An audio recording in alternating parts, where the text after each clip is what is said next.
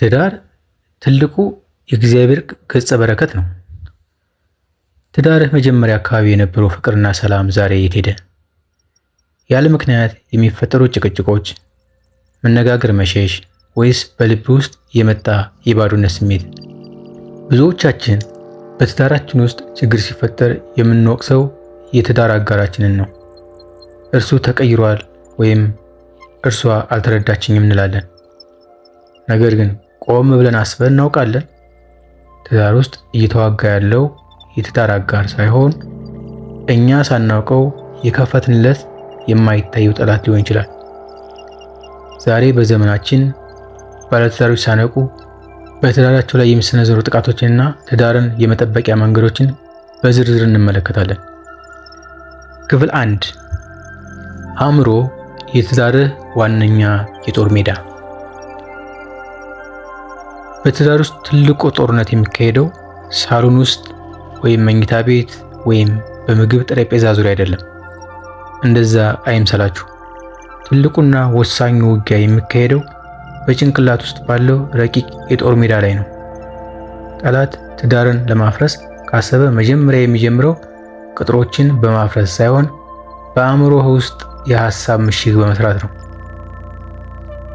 የሐሳብ ውጊያ ይህ የጠላት ኮንትሮባንድ ነው። ጠላት በጣም መላከኛ ወይም ረቂቅ ነው። ሐሳቡን ወደ አእምሮ ሲያስገባ የራሱን ድምፅ ይዞ አይመጣም። ይልቁንም ያንተን ድምፅና ያንተን አንደበት ተበድሮ ነው የሚናገረው። እኔ እኮ ለዚህ ቤት ግዑዝ ዕቃ ነኝ፣ እኔ ብቸኛ ነኝ፣ ማንም አይረዳኝም፣ ትዳሬ መጨረሻ ውድቀት ነው የመሳሰሉትን እንድታስብ ያደርግሃል። እነዚህ ሐሳቦች ልክ እንደ ኮንትሮባንድ ዕቃ ሳይታወቁህ ወደ አእምሮህ መጋዘን ይገባሉ። ያንተ ስላልሆኑ የኔ ሐሳብ አይደሉም ብለህ ልትገፋቸው ሲገባ ያንተ አስመስሎ ስለሚያቀርባቸው አምነህ ትቀበላቸዋለህ። ጠላት መጀመሪያ ሐሳብን ይዘራል፣ ካልነቀልከው ደግሞ አመለካከት ይሆናል። አመለካከትህ ደግሞ ድርጊትህን ይወስነዋል። የጥርጣሬ ዘር መዝራት ይህ የደነዘዘ መነጽር እንደማድረግ ይቆጠራል። በዚህ በመጀመሪያው ክፍል በሁለተኛ ነጥብ የምናየው የጥርጣሬ ዘር መዝራት ይህ የደነዘዘ መነጽር እንደማድረግ ይቆጠራል። ጠላት አእምሮህን አንዴ ከተቆጣጠረ በኋላ ዓለምንና የትዳር አጋርህን የምታይበትን መነጽር ይለውጠዋል። የጥርጣሬ ዘር በአእምሮ ውስጥ ሲበቅል እውነታው ይሸፈናል። አጋርህ ስልኳን ስታይ ከማን ጋር ነው የምታወራው የሚል የጥርጣሬ ድምፅ ይጮሃል። ባሏ በስራ ምክንያት ዘግይቶ ሲመጣ ሌላ ቦታ ሌላ ሴት ጋር ሳይሆን አይቀርም የሚል ሐሳብ ያድርባታል። በዚህ ጊዜ የትዳር አጋርን የምታያት እንደ አጋር ሳይሆን እንደ ተከሳሽ፣ እንደ ወዳጅ ሳይሆን እንደ ጠላት ነው። ትልቁ አደጋ ግን ይህ ነው። አእምሮህ ጠላት ነው ብሎ ያመነውን አካል ስሜትህ ሊወዱ አይችልም። የጠላት ዓላማ ይኸው ነው፣ በጥርጣሬ ግንብ ከፋፍሎ ለብቻ ማስቀረት። ሶስተኛው ነጥብ በዚህ ክፍል ውስጥ የአእምሮ መሸነፍ የህይወት መሸነፍ ነው።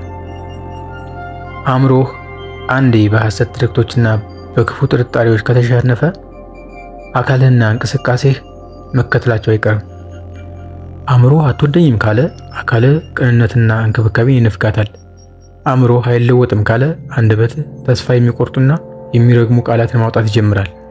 የጦር ሜዳው አእምሮህ ከሆነ ድሉ የሚገኘው ደግሞ አእምሮህን በመጠበቅ ነው። ጠላት በአእምሮህ ላይ የጥፋት ሐሳቦችን ሊያራግፍ ሲመጣ ይህ የኔ ሐሳብ አይደለም ብለህ የመከልከል ስልጣን አለ። ትዳር የሚተርፈው አእምሮህ በሐቅና በበጎነት ሲታጠር ብቻ ነው። ክፍል 2 በዚህ ክፍል እባቡ ወይም ሰይጣን እና ስውር የትዳር ውድቀቶችን እናያለን። የብዙዎች ትዳር የሚፈርሰው በአንድ ትልቅና በታወቀ ምክንያት፣ ለምሳሌ በታማኝነት መጉደል ብቻ ይመስላቸዋል። ነገር ግን እውነታው ሌላ ነው። ትዳር እንደ ሕንፃ ድንገት አይፈርስም። ይልቁንም መሰረቱ በስውር ሲቦረቦር ቆይቶ በአንድ አጋጣሚ ይወድቃል። ጠላት እንደ እባብ በጸጥታና በስውር እየሳበ የሚገባው በእነዚህ ትናንሽ ቀዳዳዎች ነው። እነዚህን ቀዳዳዎች እንመልከታቸው። አንደኛ፣ ትናንሽ እርምጃዎች፣ የግድግዳ ስንጥቆች። እባብ ወደ ቤት የሚገባው በሩ ተከፍቶለት ሳይሆን በግድግዳው ስንጥቆች በኩል ነው። በትዳርህ ውስጥ የምታደርጋቸው ትናንሽ ቸልተኝነቶች ለጠላት መንገድ ጠራጊዎች ናቸው። ዛሬ ባንጸልይ ምን አለበት የሚል ሰበብ መንፈሳዊ መከላከያን ያላለዋል። ይህች ውሸት ትዳሬን ትጠብቃለች የሚል ነጭ ውሸት መተማመንን ቀስ በቀስ ይበላል። እነዚህ ትናንሽ ክሮች መጀመሪያ ላይ በቀላሉ የሚበጠሱ ይመስላሉ። ነገር ግን ጠላት ብዙ ሺህ ትናንሽ ክሮችን ሲያቆላልፋቸው የማይበጠስ ወጥመድ ይሆናሉ። ውድቀትህ የብዙ ትናንሽ አይሆንም እና ችግር የለውም ውጤት ነው።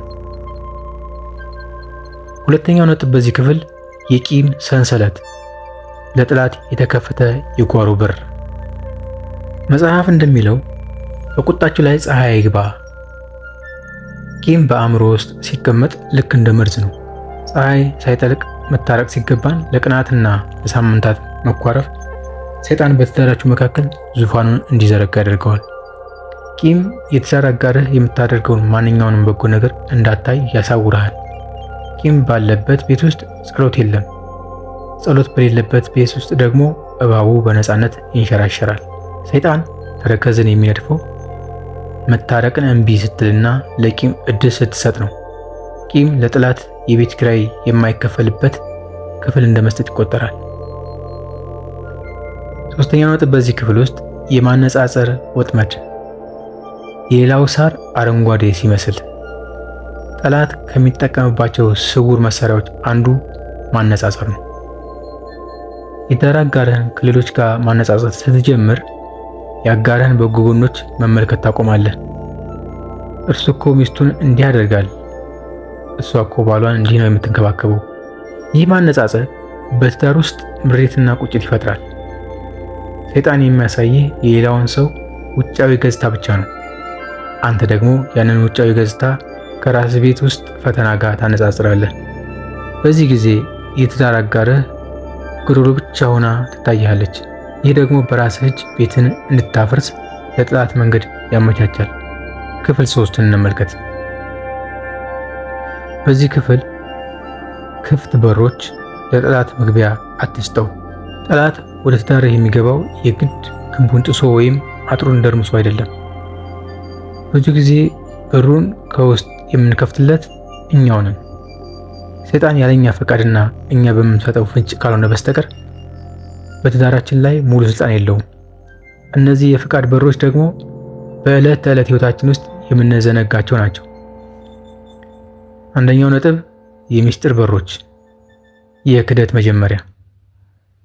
በትዳር ውስጥ ሚስጥር ማለት ለጠላት የሚሰጥ ቪዛ ማለት ነው። ከትዳር አጋር ውጭ ካለ ሌላ ሰው ጋር በተለይም ተቃራኒ ጾታ ከሆነ የምታደርጋቸው ሚስጥራዊ ውይይቶች፣ በስልክ የሚደረጉ ድብቅ መልእክቶችና እርሱ አይስማማንም ብለው የሚጀምሩ ወዳጅነቶች ሰፊ በር ይከፍታሉ። የትዳር አጋርህ ስትመጣ ስልክን የምትደብቅ ከሆነ ወይም የንግግርህን ርዕስ የምትቀይር ከሆነ ምስጢራዊ በር ከፍተሃል ማለት ነው። እነዚህ በሚስጥር የሚጀምሩ ግንኙነቶች በመንፈሳዊ ዓለም በትዳርህና በአንተ መካከል ያለውን አንድነት ይበጥሱታል። ጠላትም በዚህ ክፍተት ገብቶ የመተካካት ሐሳብን ይዘራል። ሁለተኛው ነጥብ በዚህ ክፍል የሚዲያ ተጽዕኖ፣ ቤትን የሚበክል ጭስ። የምንመለከታቸው ፊልሞች፣ የምናዳምጣቸው ሙዚቃዎች በአእምሯችንና በቤታችን ድባብ ላይ ትልቅ ተጽዕኖ አላቸው። ስጋዊ ፍላጎትን የሚያነሳሱ ፊልሞች ወይም ዝሙትን የሚያበረታቱ ድራማዎች በትዳር አጋርህ ላይ ያለህን እርካታ ያጠፉታል። ሙዚቃዎች ግጥሞቻቸው ክህደትን፣ መለያየትንና ዓለማዊ ፍላጎትን የሚያንጸባርቁ ከሆነ በቤት ውስጥ ያለውን መንፈሳዊ ሰላም ይበክላሉ። ቤት የእግዚአብሔር መገኛ መቅደስ መሆን ሲገባው እነዚህ ሚዲያዎች ቤቱን የጠላት መጫወቻና የስጋ ምኞት ማቀጣጠያ ያደርጉታል። ሶስተኛው ነጥብ የንግግር መበላሸት፣ የሚገድሉ ቃላትን መጠቀም። ቤት ውስጥ የሚሰሙ ቃላት ወይ ይገነባሉ ወይ ያፈርሳሉ።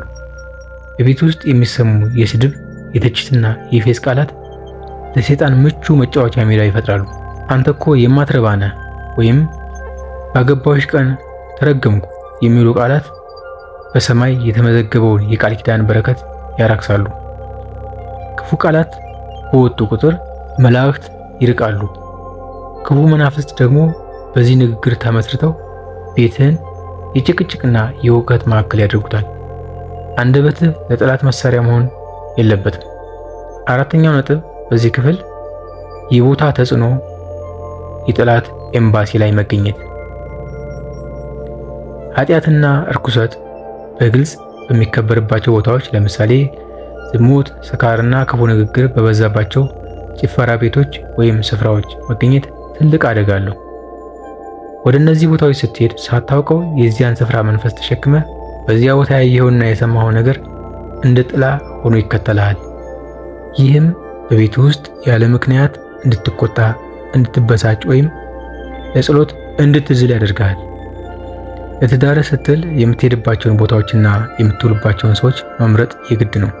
የመጨረሻው ክፍል 4 መከላከያ እርምጃዎችና ምርጫ። በትዳር ውስጥ የሚከሰቱ ውድቀቶችንም ሆነ የጠላትን ጥቃት ለመከላከል መፍትሄው በሩቅ ያለ ሳይሆን በእጃችን ላይ ያለ ምርጫ ነው። ትዳርህ እንዲጸና ከፈለክ ከምኞት ባለፈ እነዚህን ወሳኝ መከላከያ እርምጃዎች መውሰድ ይኖርብሃል። አንደኛ፣ አእምሮን ማደስ፣ የሐሳብ ብቃትን ማነጽ። መጽሐፍ ቅዱስ በልባችሁ መዳሰስ ተለወጡ እንደሚል በሮሜ 12:2 ላይ አእምሮአችንን በእግዚአብሔር ቃልና በበጎ ሐሳብ ካላደስ ነው በስተቀር በጠላት ተጽዕኖ ስር መውደቃችን አይቀሬ ነው።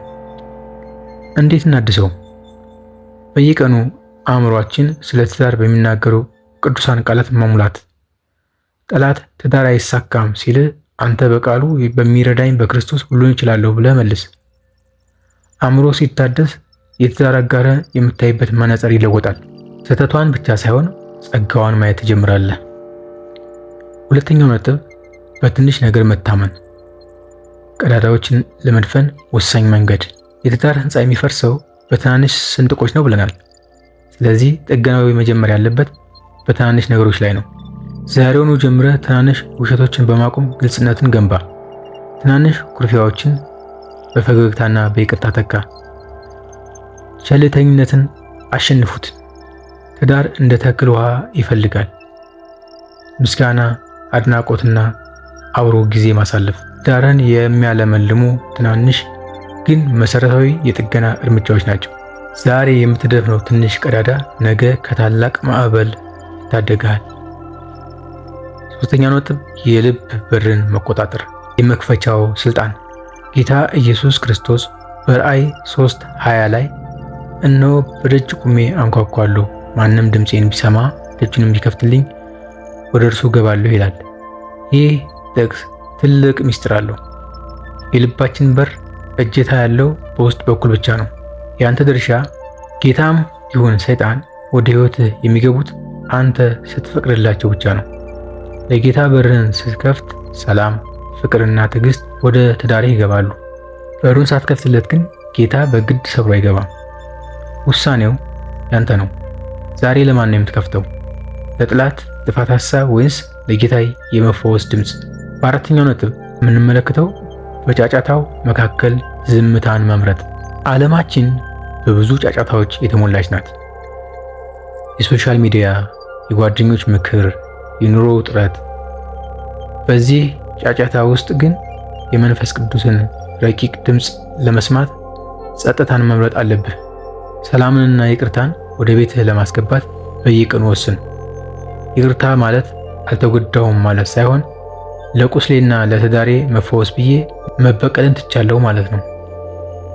ጠላት ገብቶ ትዳርህን እንዲያምሰውና ሰላምን እንዲነጥቅህ አትፍቀድለት። አንተ የቤትህ ዘበኛ ነህ። ዘበኛ ደግሞ ሌባ ሲመጣ በሩን አይከፍትም። እንግዲህ ትዳርህ እንዲጸና ከፈለክ እባብ የሚገባባቸውን ትናንሽ ስንጥቆችን ድፈን። ትናንሽ ቤቶችን አስወግድ። ጊዜን በይቅርታ አክስም። አጋርህን ደግሞ በምስጋና እንጂ በማነጻጸር አትመዝናት። ጠላት በትዳርህ ላይ ስልጣን እንዳይኖረው ከፈለክ እነዚህን 4 በሮች በንስሐና በጥንቃቄ ዝጋ። ምስጢርን አጥፋ። ንግግርህን በጨው እንደተቀመመ አድርገው። የምታየውንና የምትሰማውን ለይ። እንዲሁም እግዚአብሔር የማይከበርበት ስፍራ ላይ አትገኝ። ትዳር የእግዚአብሔር ስጦታ ነው። እሱን የመጠበቅ ኃላፊነት ደግሞ ያንተ ነው። አእምሮህን ጠብቅ፣ በሮቹን ዝጋ፣ በትንሽ ነገር ታመን፣ እናም ሁልጊዜ ጌታን ወደ ቤትህ ጋብዝ። ያን ጊዜ ትዳርህ በአሸዋ ላይ ሳይሆን በዓለት ላይ የተመሰረተ ይሆናል። ማዕበልም ቢመጣ አይወድቅም። ውድ ባለትዳሮች እንዲሁም ያላገባችሁ፣ ትዳር እግዚአብሔር የባረከው ቅዱስ ተቋም እንደሆነ መረዳት ይኖርብናል። ይህን ተቋም መጠበቅ ደግሞ የእናንተን፣ የኔ፣ የሁላችንም ድርሻ ነው። ዛሬ ይህን ቪዲዮ ስትጨርሱ ከትዳር አጋራችሁ ጋር ቁጭ ብላችሁ የከፈትነው በር አለ ብላችሁ ተወያዩ። በሩን የመዝጋት ስልጣን በእጃችሁ ነው። ይህ ትምህርት ትዳራችሁን ለመጠበቅ እንደሚረዳችሁ ተስፋ አደርጋለሁ። ሌሎች ባለትዳሮችም እንዲነቁና ቤታቸውን እንዲጠብቁ ይህን ቪዲዮ ላይክ በማድረግና ሼር በማድረግ አጋሯቸው። ለቻናሉ አዲስ ከሆናችሁ ደግሞ መሰል መንፈሳዊና ማህበራዊ ትምህርቶች እንዲደርሷችሁ ሰብስክራይብ አድርጉና የደወል ምልክቷን ተጫኑ። ትዳራችሁ በሰላምና በፍቅር ይባረክ። ሰላም ቆዩ።